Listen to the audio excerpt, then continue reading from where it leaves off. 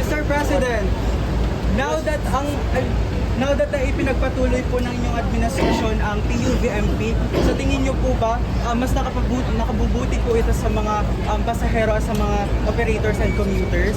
Sana naman, kaya namin ginagawa ito para mabasa.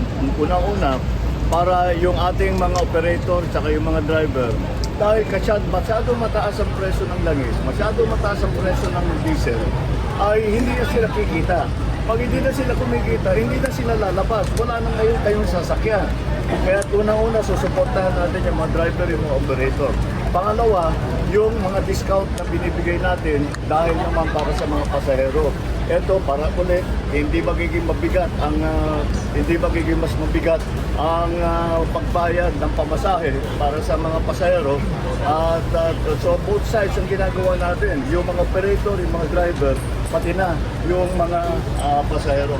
At ito yung patuloy namin gagawin at tuloy-tuloy lang namin gagawin. Hanggat nandyan at mataas ang presyo ng langis, ay patuloy ang tulong ng pamahalaan. Bilang estudyante po, last question. Kayo, you already have 40% discount. Yes. Tapos may 20% linagdag dahil nga dito. So bali, 60% ang estudyante, ang PWD at saka senior. Bilang estudyante po, gusto po namin malaman kung ano po ang hakbang ng administrasyon sa nagaganap na krisis sa oil and especially sa mga naapektuhan ng gera po sa Middle East. Ay, unang-una, yung mga OFW natin, siyempre, alagang-alaga yung mga yan at yung mga nais umuwi, dahil magulo na dun sa kanila, ay inuuwi natin. Tapos, yung pagdating dito, tumutulong din kami sa mga livelihood program para na ganun. Eh, wala. Ang mahirap dito sa sitwasyon natin ngayon,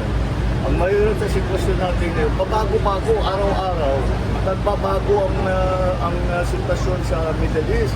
Kung may gera, walang gera, kung sarado yung Straits of Hormuz, kung hindi, kung ano yung presyo ng langis, pabago-bago. Kaya lahat ng kailangan natin gawin para makapag-adjust, para naman yun na nga, para mabawasan ang bigat ng dala na ating mga kababayan, ay yun na, marami tayong ibang initiative at habang tumatagal ito, nag-iisip pa kami, naghahanap pa kami kung ano pa ang pwedeng gawin. Thank you, Mr.